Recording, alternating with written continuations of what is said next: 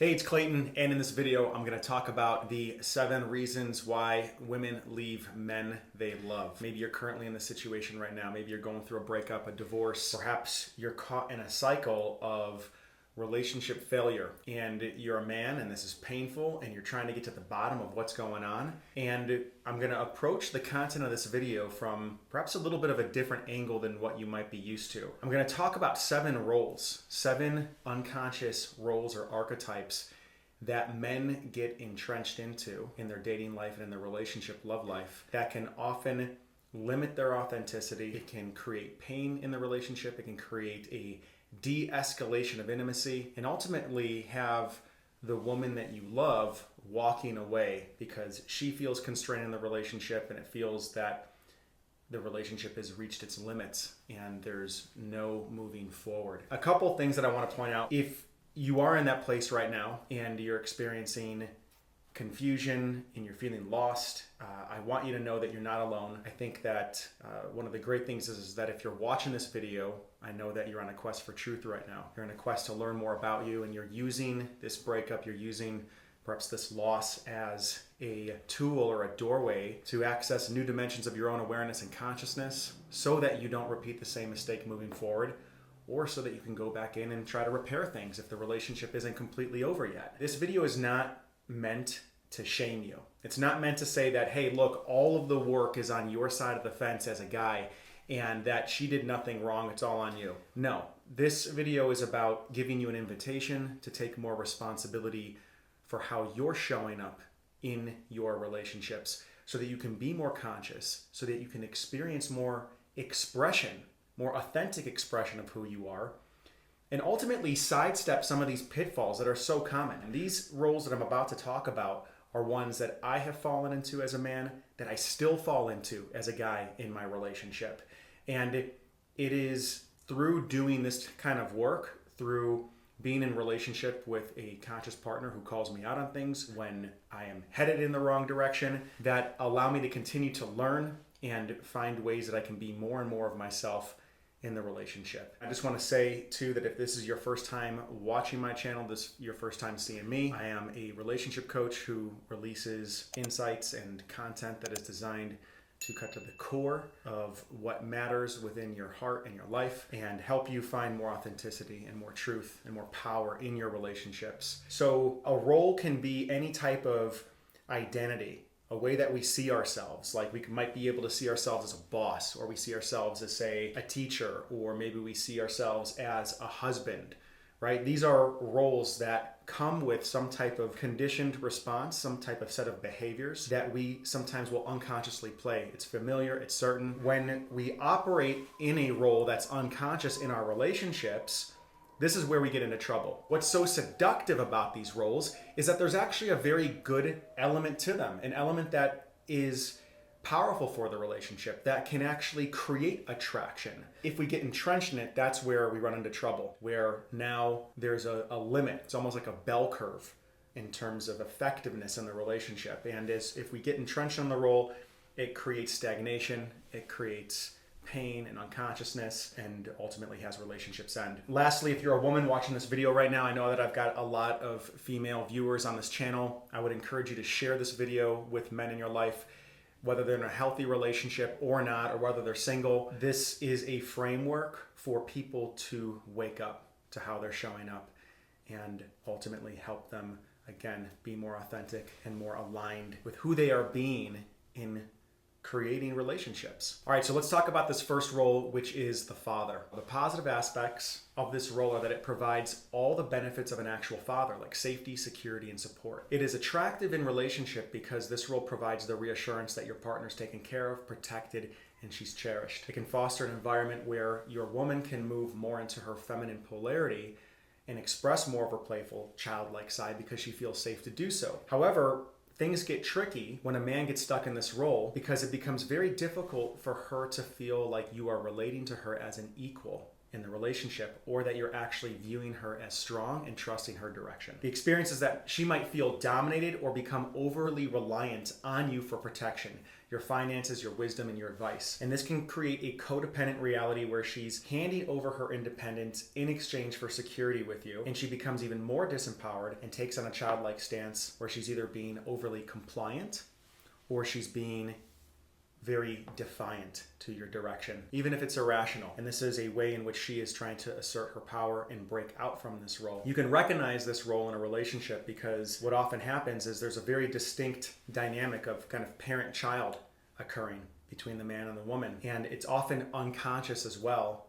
And often the woman feels talked down to and the man feels untrusting of her decisions. This role also often attracts women that want to be in the childlike role, that may be looking for a father. It can also have women in some ways get pushed into that role as a reciprocal. You're really entrenched in the father role. The way that you're relating with your woman is as if she's a child, and she ends up getting more and more in touch with this kind of immature, childish part of herself. That's who she feels like she has room to be in the relationship with you, which is very limited and constricting. Now, how to wake up from the role. This may seem counterintuitive, but for a man to break out of this role, he needs to share his vulnerabilities with his woman. By doing this, he allows her to step into the role of the adult and offers a place where she can support him. He needs to openly share where he doesn't have it all together so that she feels empowered to move from a state of need and immaturity into a role of relating as a functional, equal adult and not a child. When you can see her outside of this role of the child and stop trying to protect her from the world, stop distrusting her decisions, stop trying to avoid failure or avoid having her fail, empowering her to make decisions and to learn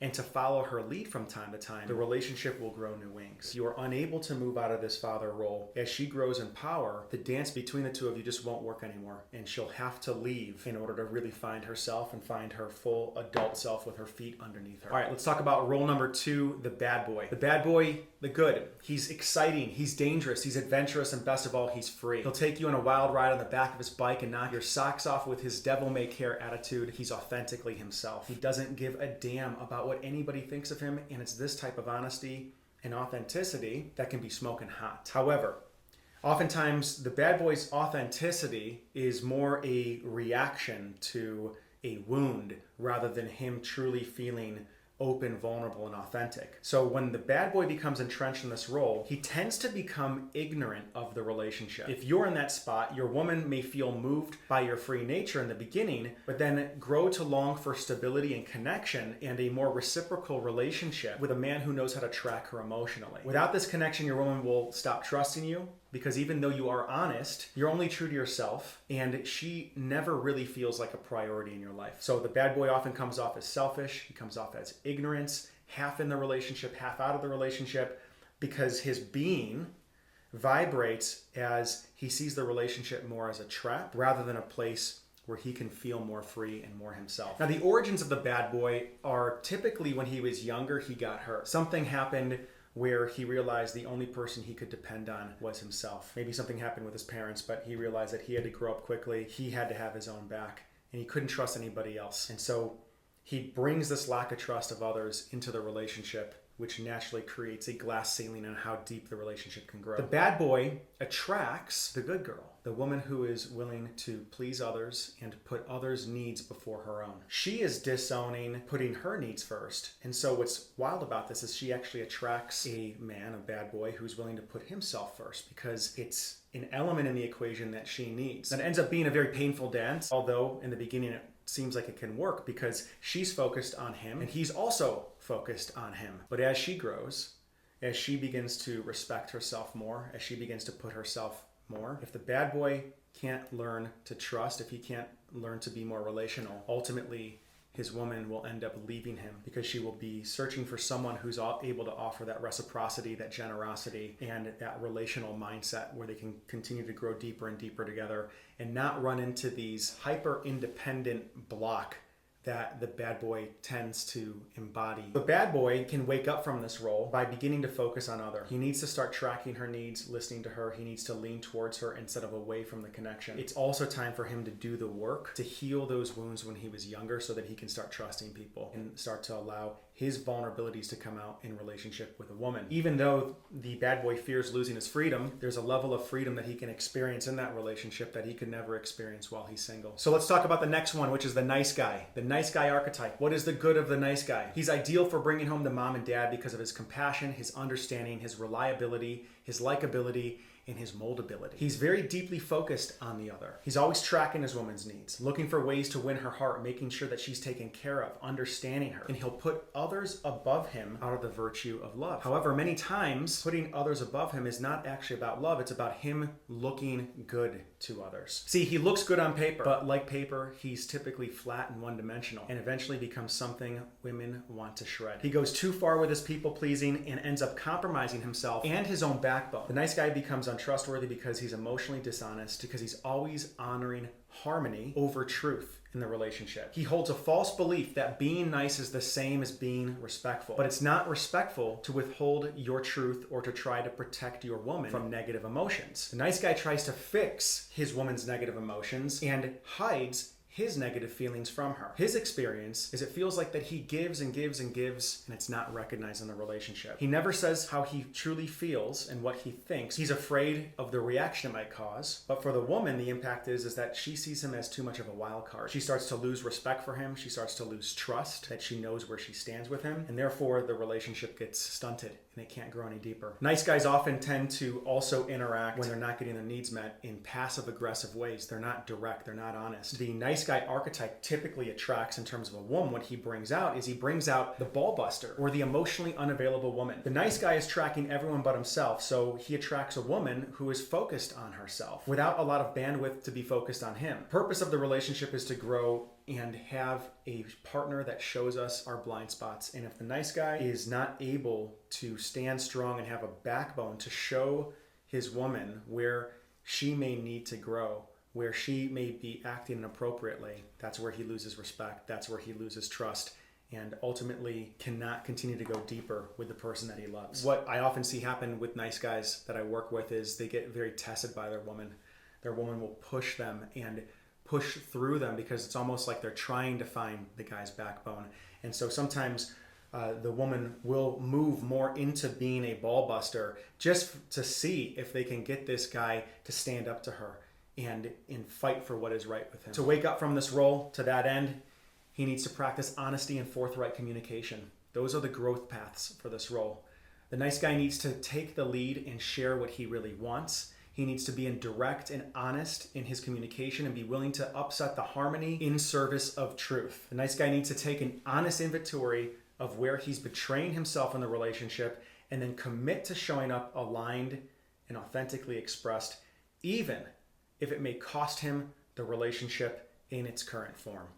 And that's huge. All right, let's talk about the fourth role, which is the knight in shining armor. He's full of confidence, poise, romance, and charm. He's a classic Disney hero swooping in to save the day. This role can have a woman feel sheltered, cared for, supported, like she has a hero to protect her from the storms of life. To have the attention of the knight in shining armor can feel like a declaration of love, of validation, of worthiness, to have that kind of man in her corner. But what happens after the knight in shining armor rides off into the sunset with this woman? When a man is continually embodying a hero stance, he courts codependency. A woman shouldn't need someone else to be her hero every day. When that happens, she fails to develop the skills to save herself. If stuck in this role, the man gets a dominance or power over her that's not healthy. If he's entrenched in this, a woman standing on her own 2 feet is actually threatening to his identity, making him feel useless, like there's no place for him in the relationship if she's not dependent on him. An even darker side may emerge from this role. He may find himself trying to disable her subtly or not so subtly, which might even border on abuse if left unchecked. He might be controlling, deceitful, and make sure that she stays needing him and feeling like a victim so that he can maintain his pseudo-hero stance. Well, this attracts damsels in distress or victims. She may feel like she needs him, but may not necessarily want him. If you're a man and you're continually in this role of rescuing or saving the woman you love, it's going to be time to examine your relationship with what you think love means. If love isn't rescuing or saving, what would a healthy relationship of love look like? Notice how controlling behavior may masquerade as love. Can you love and not be in control? Do you feel valuable if you can't save or help them? Those who might be in this role possibly grew up with a parent who is sick or addicted, and as a child they thought their love would save their parent.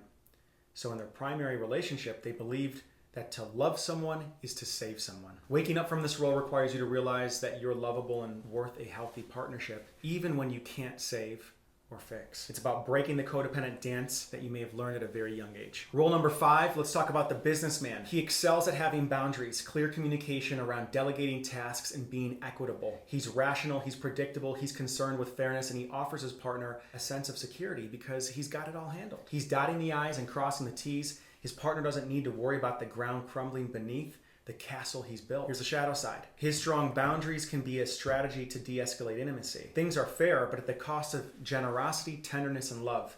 He may be hyper-focused on independence rather than interdependence because deep down, he's scared of being taken advantage of. He's so concerned about equity and fairness that he loses focus that a relationship is built on generosity. Now, this scares him because he fears that someone will take advantage of his generosity. The impact that this entrenched role has on the women in his life is that she feels boxed out, the intimacy is stifled. Like if the chips were really down and she needed his generosity, she needed his care, would he even be there to help her, or would he just be keeping score? And this often leaves a woman wondering whether she is really loved or whether she is just another asset on his line item. Now, the origins of this role are that maybe he saw his mom or dad taken advantage of as a young person, and that he learned that what you work so hard for could be taken away at any moment. Perhaps he had to fight for what he had when he was little. And now this old programming, this old defense mechanism is operating irrationally in his relationships as he's an adult. So who does the businessman attract? I find this one really fascinating.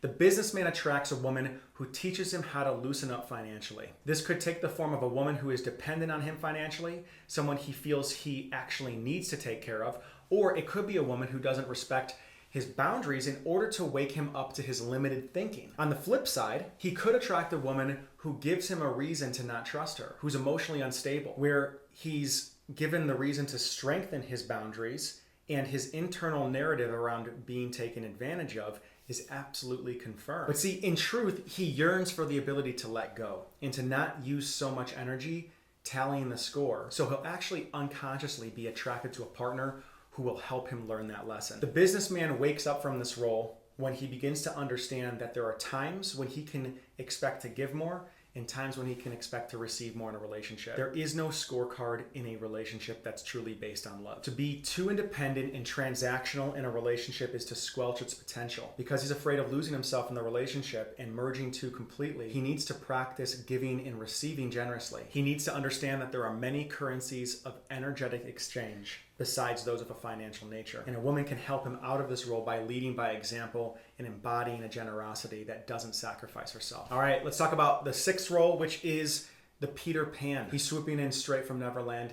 His lighthearted playfulness, his spontaneity, his lust for life are a breath of fresh air. His freedom-seeking, unorthodox nature adds spice to anyone's life, delivering a new magic and fresh perspective to all who he encounters. He dreams and has big ideas and often a big vision of life, incredibly attractive and inspiring to the women and the friends in his life as well. However, this magical child has a real problem with follow-through and commitment. He has grandiose plans, but he never gains his partner's respect because she knows they will never materialize. He dislikes hard work and is a bit of an underachiever and too much of a dreamer. He may live by the motto, if it doesn't feel good, why do it? Often the Peter Pan has a hard time staying in a relationship because when the honeymoon is over, he becomes disenchanted, unable to dig deeper and see through to the magic on the other side that comes through and from a powerful commitment. Who this attracts? Well, the Peter Pan attracts the reciprocal, typically the mother or the businesswoman. She represents the outsourced version of himself that's needed to create boundaries and follow through, rules, and to bust his ass when it's needed. He needs someone who will ground his perpetual flightiness and to hold him to the fire when he tries to run from problems or negative emotions. Ultimately, this is a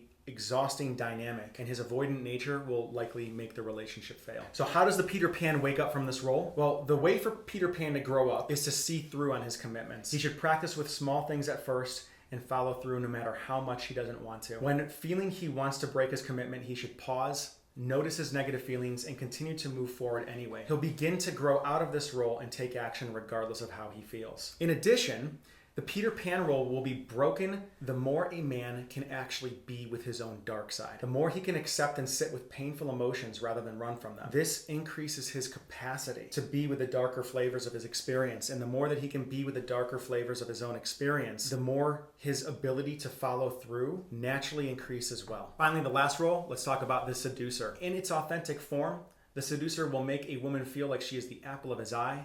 His single focus on chivalry, romance, and pleasure are incredibly compelling. He says exactly what she needs to hear.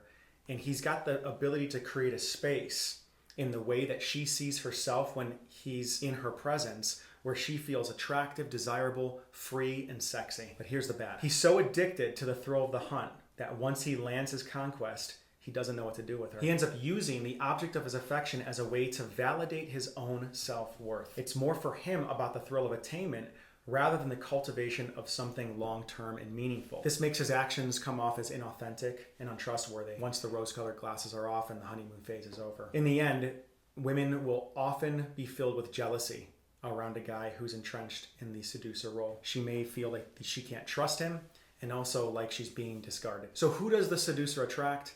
The seducer attracts a woman who is also interested in the transactional nature of relating. The seducer plays this seducer game where he's trying to win her validation through sex or getting her attracted to him. And the archetypal woman attracted to this is someone who is also trying to win in her own way. It could be the emotionally unavailable woman, or the tease who says, "You can try, but you won't get me." Or the princess who says, "I am the prize to be won, so you must fight for me." Ultimately, a woman who really isn't interested in connecting, but rather interested in winning in her own way, trying to fulfill her validation needs. So how does the seducer wake up from this role? The inner work for the seducer is to source a sense of self-respect and power from places other than from validation he gets from sleeping with women or having them be attracted to him. He needs to develop integrity and self-worth outside his relationships with women and work on seeing other men as brothers instead of competition. He needs to examine his core beliefs around his self-worth and trust that he brings something of value to the relationship instead of using his conquest as a way to validate his value in his identity. Once he realizes his own value, he can authentically bring his heart to the table. All right, so those are the 7 roles that men can unconsciously slip into that ultimately cause dysfunction, and women, they love to leave them. If you have any questions, post in the comments below. One common question that comes up on a regular basis is, "Hey, Clayton, I've seen myself in a number of these different roles. Is that possible?" Absolutely. And I find that even in healthy relationships, men will slip into these things from time to time. The key is not getting entrenched into them, is not getting stuck into them, because that is what ultimately limits your authenticity and your flexibility to be able to respond in the relationship with a woman. When you're stuck in these roles, you end up being reactive. You end up being defensive, and that ends up being triggering and can cause dysfunction again in the relationship. So again, post any questions that you've got below. And I've also got a guide called The 5 Secrets to Creating an Extraordinary Relationship. It's on my website. I'm including the link below this. Send me an email if you are interested or are looking for some type of professional support. If you are in a time of your life right now where you are wanting to take how you relate to life, to yourself, and to other to the next level. This is what I've been doing for 9 years as a personal coach, as a life coach, relationship coach with people, and I would love to talk with you. So if it resonates, shoot me an email and we'll talk soon.